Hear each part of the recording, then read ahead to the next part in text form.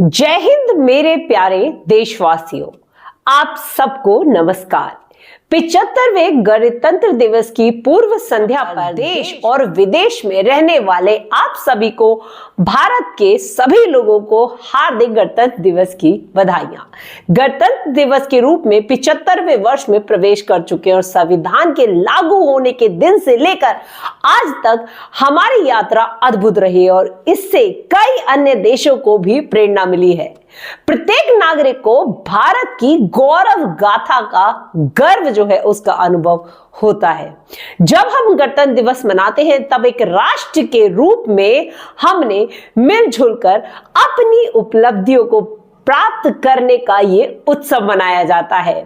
भारत विश्व की सबसे पुरानी जीवित सभ्यताओं में से एक है। भारत को लोकतांत्रिक की जननी माना जाता है। फिर भी हमारा आधुनिक गणतंत्र ये जो युग है, स्वतंत्रता के प्रारंभिक वर्षों में ही हमें अनगिनत चुनौतियां और प्रतिकूल परिस्थितियों का सामना करना पड़ा है और लंबे विदेशी शासन और अनेकों बुरे परिणामों के साथ साथ बुरे कुप्रभावों के साथ साथ निरक्षरता अविचलित रहा हमारा भारत और आशा और विश्वास के साथ आज हमने मानव जाति के इतिहास में एक अनूठा प्रयास शुरू कर दिया है। इतनी बड़ी संख्याओं में इतनी विधाओं से भरा पूरा जन समुदाय एक लोकतंत्र के रूप में एकजुट हुआ है। ऐसा हमने इस विश्वास के साथ किया है कि हम सब एक ही हैं और हम सभी भारतीय हैं। हमें अपने पंथों और सारी भाषाओं पर और इसके विभाजित न होने पर गर्व है। हम इसे जोड़ के रखेंगे, इसलिए हम इस लोकतांत्रिक गणराज्य के रूप में सफल हुए हैं। यही हमारे भारत का सार तत्व है। यह सार तत्व संविधान के केंद्र में हमेशा रहा है और समय की कसौटी पर हमेशा खरा उतरा है। स्वतंत्रता संग्राम के आदर्शों के अनुरूप हमारे गणतंत्र को अधिकार दिलाने वाले हमारा संविधान महान है। महात्मा गांधी के नेतृत्व में राष्ट्रीय आंदोलन का उद्देश्य स्वतंत्रता प्राप्त करने के लिए चलाया गया और भारतीय आदर्शों को फिर से स्थापित करना भी एक उद्देश्य बन गया। इन दशकों के संदर्भ और संघर्ष बलिदान ने हमें विदेशी शासकों ने जो हम पर मूल्य और संकीर्ण विश्व दृष्टिकोण थोपा, उससे हमें आजादी दिलाई। शांति और बंधुता समानता के हमारे सदियों पुराने मूल्यों को फिर से अपनाने में क्रांतिकारी और सुधारकों ने दूरदर्शी और आदर्शवादी विभूतियों के साथ मिलकर काम किया है। जिन लोगों ने भारतीय चिंताधारा को प्रभाव दिया उन्होंने नो भद्र कवयतु विश्वत, अर्थात हमारे पास सभी दिशाओं से अच्छे विचार आए हैं कि वैदिक उपदेश अनुसार प्रगतिशील विचारों का भी स्वागत किया गया। लंबे और गहन विचार मंथन के परिणाम स्वरूप हमारे संविधान की संरचना हुई है और हमारा यह बुनियादी दस्तावेज हमें दुनिया के प्राचीन जीवित सभ्यता के मानवतावादी दर्शन के साथ साथ आधुनिक विचारों से प्रेरित करता है। हमारा देश बाबा साहिब भीमराव अंबेडकर के सदैव ऋणी रहेगा, जिन्होंने हमें प्रति समिति के अध्यक्षता की और संविधान के अंतिम रूप देने की महत्वपूर्ण भूमिका भी निभाई है। आज के दिन हमें हमारे संविधान का प्रारंभिक मसौदा तैयार करने वाले विधिवत श्री BN राव तथा अन्य विशेषज्ञ और अधिकारियों को स्मरण करना चाहिए, जिन्होंने संविधान निर्माण में सहायता की थी। हमें इस बात का गर्व है कि हम संविधान सभा के सदस्यों ने भारत के सभी क्षेत्रों और समुदायों का प्रतिनिधित्व किया था और संविधान निर्माण की सभा को 15 महिला सदस्यों ने भी अपना योगदान दिया था। संविधान में निहित आदर्शों ने निरंतर हमारे गणतंत्र को राह दिखाई है और इस अवधि के दौरान भारत एक गरीब और निरक्षर राष्ट्र की स्थिति में आगे बढ़ते हुए आज विश्व के मंच पर एक आत्मविश्वासी भरे राष्ट्र के साथ स्थान ले चुका है। संविधान निर्माताओं की सामूहिक और बुद्धिमत्ता से मिले मार्गदर्शन के बिना यह प्रगति संभव थी ही नहीं। बाबा साहेब भीमराव अंबेडकर व अन्य विभूतियों ने हमें एक मानचित्र तथा एक नैतिक आधार प्रदान कर दिया है और उस राह पर चलने की जिम्मेदारी अब हम सब की है। हम काफी हद तक उनकी उम्मीदों पर खरे भी उतरे हैं, लेकिन अब हमें यह महसूस करना है कि गांधी के सर्वोदय जैसे आदर्शों को प्राप्त करना अर्थात सभी का उत्थान किए जाने वाले अभी ऐसे अवसर बाकी हैं। अभी भी हमें सभी क्षेत्रों के प्रति उत्साहजनक प्रगति हासिल करनी है। हमारे प्यारे देशवासियों, सर्वोदय के हमारे मिशन में आर्थिक मंच पर हुई प्रगति सबसे अधिक उत्साहजनक रही है। पिछले साल भारत दुनिया की 5वें सबसे बड़ी अर्थव्यवस्था बन गया था और यह उल्लेख करना बेहद जरूरी है कि यह उपलब्धि आर्थिक अनिश्चितता के साथ भरी हुई वैश्विक पृष्ठभूमि में प्राप्त की गई है। वैश्विक महामारी चौथे वर्ष में प्रवेश कर चुकी थी और दुनिया के अधिकांश हिस्सों में आर्थिक विकास पर इसका प्रभाव पड़ रहा था। शुरुआती दौर में अगर कोविड की बात करें तो कोविड-19 से भारत की अर्थव्यवस्था भी काफी क्षति पर पहुंची थी। फिर भी सक्षम नेतृत्व और प्रभावशाली संघर्षशीलता के बल पर शीघ्र ही मंदी के बाहर हमारा देश आ गया और अपनी विकास यात्रा को उसने फिर से शुरू कर दिया। अर्थव्यवस्था के अधिकांश क्षेत्र अब महामारी के प्रभाव से बाहर आ चुके हैं और भारत देश की सबसे बड़ी तेजी से बढ़ती हुई अर्थव्यवस्थाओं में आकर खड़ा हो गया है। यह सरकार द्वारा समय पर किए गए सक्रिय प्रयासों द्वारा ही संभव हो पाया है और इस संदर्भ में आत्मनिर्भर भारत अभियान के प्रति जननायक के बीच विशेष उत्साह देखा जा सकता है। इसके अलावा विभिन्न क्षेत्रों के लिए विशेष प्रोत्साहन योजनाएं भी लाई जा रही हैं और यह बड़े ही संतोष का विषय है कि जो लोग हमेशा हताए रहते थे उनको भी इन योजनाओं और कार्यक्रमों में समावेशी किया जा रहा है और तथा कठिनाइयों में उनकी मदद की जा रही है। मार्च 2020 के घोषित प्रधानमंत्री गरीब कल्याण अन्न योजना पर अमल करते हुए सरकार ने उस समय गरीब परिवारों के लिए खाद्य सुरक्षा सुनिश्चित की। जब हमारे देशवासी कोविड-19 की महामारी के कारण अकस्मात उत्पन्न हुई आर्थिक व्यवधान का सामना कर रहे थे, इस सहायता की वजह से ही किसी को खाली पेट सोना नहीं पड़ा। गरीब परिवारों के हित को सर्वोपरि रखते हुए इस योजना की अवधि को बार बार बढ़ाया जा रहा है तथा लगभग 81 करोड़ देशवासी इससे लाभान्वित हो रहे हैं। इस सहायता को आगे बढ़ाते हुए सरकार ने घोषणा की है कि वर्ष 2023-24 के दौरान भी लाभार्थियों को उनका मासिक राशन इसी तरह मुफ्त में मिलता रहेगा और इस ऐतिहासिक कदम से सरकार ने कमजोर वर्ग के लोगों को आर्थिक विकास में शामिल करने के साथ साथ उनकी देखभाल की जिम्मेदारी भी मान लीजिए उठा ही ली है। हमारी अर्थव्यवस्था का आधार सुदृढ़ होने के कारण ही आज हम उपयोगी प्रयासों के इस सिलसिलेवार की शुरुआत कर पाए हैं और आगे बढ़ने में सक्षम हो सके हैं। हमारा अंतिम लक्ष्य एक ऐसे वातावरण को बनाना है जिससे कि देश के सभी नागरिक व्यक्तिगत और सामूहिक रूप से अपनी वास्तविक क्षमताओं को पूरा और उपयोगी कर सके और उनका जीवन फले फूले। इस उद्देश्य की प्राप्ति के लिए शिक्षा ही आधारशिला मानी गई है। इसीलिए राष्ट्रीय शिक्षा नीति में महत्वाकांक्षी परिवर्तन किए जा रहे हैं।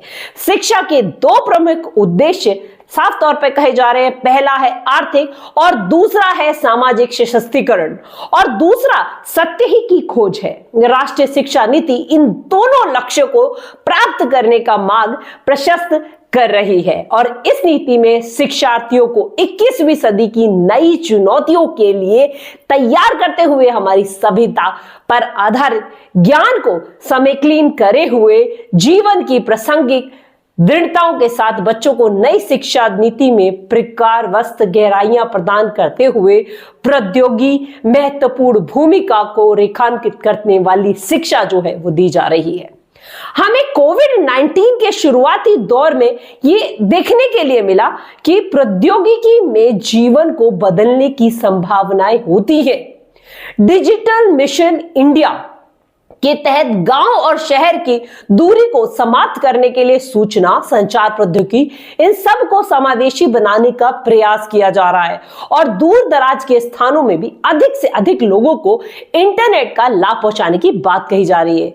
बुनियादी ढांचे में हुए विस्तार की सहायता से सरकार द्वारा उपलब्धियां कराई जा रही हैं और विभिन्न प्रकार की सेवाओं को लोगों को दिया जा रहा है। हम विज्ञान और प्रौद्योगिकी के क्षेत्र में अपनी उपलब्धियों पर गर्व का अनुभव कर सकते हैं और अंतरिक्ष प्रौद्योगिकी के क्षेत्र में भी भारत गिने चुने अग्रिम देशों में से अब एक हो रहा है। इस क्षेत्र में काफी समय से लंबित सुधार किए जा रहे हैं और अब निजी उद्यमियों को इस विकास यात्रा में शामिल कर लिया गया है और आमंत्रित भी किया जा रहा है।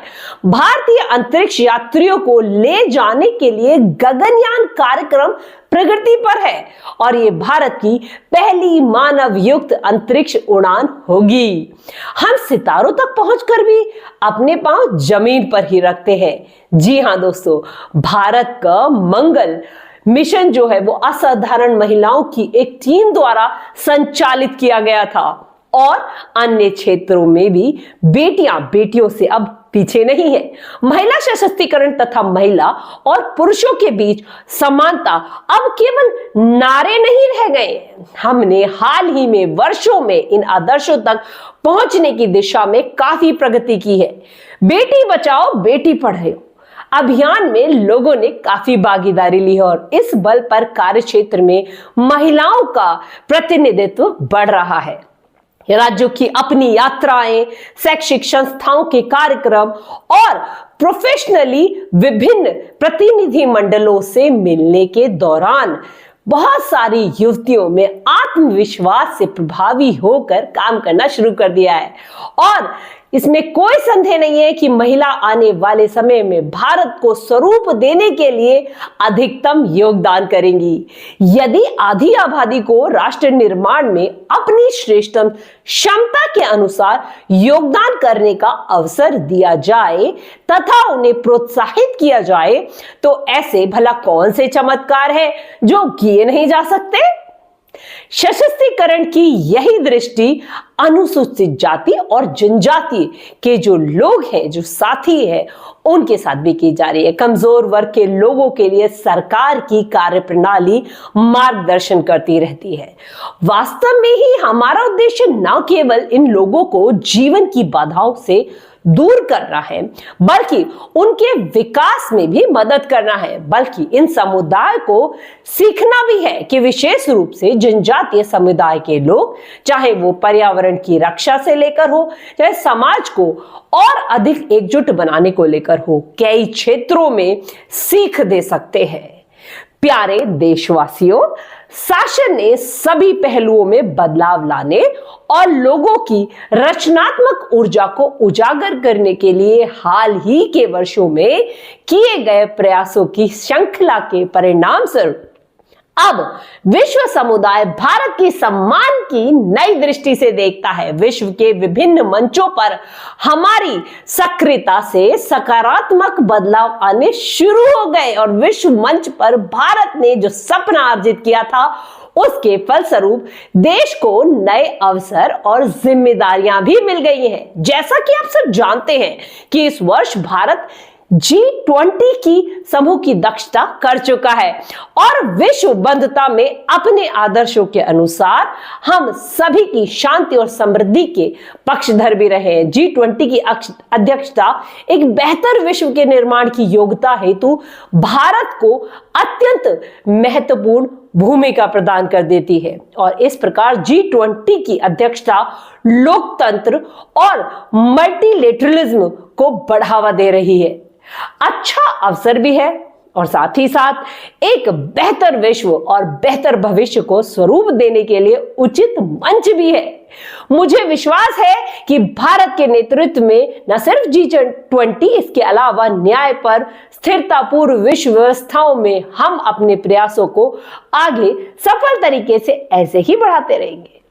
G20 के सदस्य देशों को कुल मिलाकर विश्व की आबादी में लगभग 2/3 और ग्लोबल जीडीपी की बात करूं तो 75% हिस्सा माना जाता है। इसलिए ये विश्व चुनौतियों पर चर्चा करने और उसके समाधान के लिए एक आदर्श मंच माना जाता है। और मेरे विचार से तो ग्लोबल वार्मिंग हो या फिर जलवायु परिवर्तन जैसी चुनौतियां हो, इनका सामना शीघ्रता के कारण किया जाना बहुत जरूरी है। विश्व तापमान बढ़ रहा है और मौसम में भी बदलाव जो है वो चरम रूप से देखने के लिए मिल रहे हैं। अब हमारे समाज में एक गंभीर दुविधा है कि अधिक से अधिक लोगों को गरीबी से बाहर निकालने के लिए हम आर्थिक विकास की जरूरत में है, लेकिन इस विकास के लिए फॉसिल फ्यूल्स का प्रयोग भी करना पड़ रहा है। दुर्भाग्य से ग्लोबल वार्मिंग का अधिक जो होना है वो कष्ट गरीबी तबके के लोगों को सहना पड़ता है, और ऐसे में ऊर्जा के वैकल्पिक जो स्रोत है उनको विकसित करना और लोकप्रिय बनाना भी एक समाधान है। भारत ने सौर ऊर्जा और इलेक्ट्रिक वाहनों को भी नीतिगत प्रोत्साहन देने के लिए इस देश में सराहनीय कदम उठाए हैं। हालांकि वैश्विक स्तर पर वैश्विक देशों द्वारा टेक्नोलॉजी ट्रांसफर और वित्तीय सहायता के जरिए उभरती हुई जो हमारी अर्थव्यवस्थाएं हैं उनको सहायता प्रदान करने की आवश्यकता बताई है, लेकिन विश्व और पर्यावरण के बीच संतुलन बनाए रखने के लिए हमें हमेशा प्राइमरी जो प्राथमिकताएं थी उनकी दृष्टि भी देखनी होगी। हमें मूलभूत प्राथमिकताओं पर पुनः विचार करना होगा और परंपरागत जीवन मूल्यों के वैज्ञानिक आयामों को समझना होगा। हमें एक बार फिर से प्रकृति के प्रति सम्मान का भाव रखना होगा और इस अनंत ब्रह्मांड के सम्मुख विनम्रता का भाव जागृत करना होगा।